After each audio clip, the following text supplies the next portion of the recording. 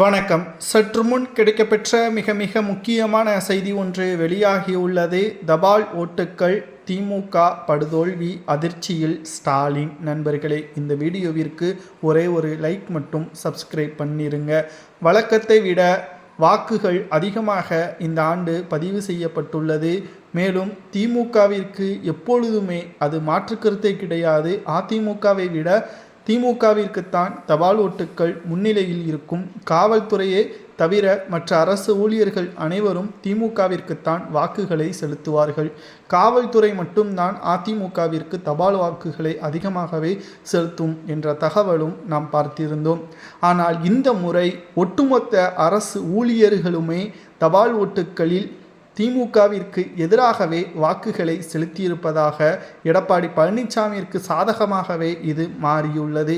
இதற்கு காரணம் 2021 சட்டசபை தேர்தலில் திமுக சொன்ன அரசு ஊழியர்களுக்கான வாக்குறுதிகள் 10% கூட முழுமையாக நிறைவேற்றவில்லை.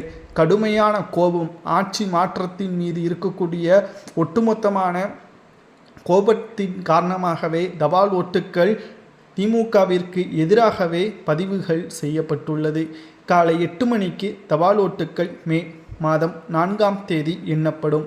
அதில் தொடர்ச்சியாக திமுக பின்னடைவைதான் சந்திக்கும் என்ற தகவல் தற்பொழுது கிடைக்கப்பெற்றுள்ளது. தபால் ஓட்டுக்களில் திமுக தோல்வி பெற்றாலே இயந்திர ஓட்டுக்களிலும் திமுகவால் வெற்றியடைவதற்கு வாய்ப்பே இல்லை என்ற தகவலும் கிடைக்கப்பெற்றுள்ளது. சரி, 234 தொகுதிகளில் திமுக பல ஊடகங்கள் 234 தொகுதிகளில் 145 தொகுதிகளுக்கு மேலாக திமுக வெற்றியடையும் என்று கூறுகிறார்கள். முழுவதுமாக அது தவறு. ஏனென்றால் இந்த சட்டசபை தேர்தல் மாற்றத்திற்கான தேர்தல். வாக்கு வங்கி 85% பதிவு செய்யப்பட்டுள்ளது. சென்னையிலிருந்து சொந்த கிராமங்களுக்கு வருவதற்கு பேருந்துகள் கூட தேர்தல் நாளன்று இயக்கப்படவில்லை. மக்கள் திமுகவின் மீது அந்த அளவிற்கு கோபத்தில் இருந்தார்கள்.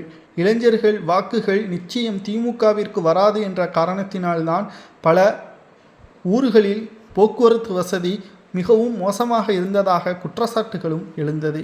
எப்படி பார்த்தாலும் இந்த முறை திமுக தோல்விதான் என்ற தகவல், ரகசிய தகவல்கள் கிடைக்கப்பெற்றுள்ளது. உளவுத்துறை ஸ்டாலினிடம் ஏற்கனவே இது தெரிய வந்துள்ளது.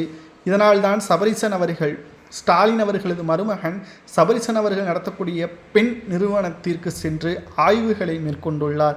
அங்கும் இதே ரிசல்ட்டு தான். திமுக இந்த முறை ஆட்சி அமைப்பது கடினம். ஆனால் எப்படி பார்த்தாலும் அதிமுக ஆட்சியை உறுதி செய்யக்கூடிய சூழல் இருப்பதாகவும் தகவல்கள் வெளியாகியுள்ளது.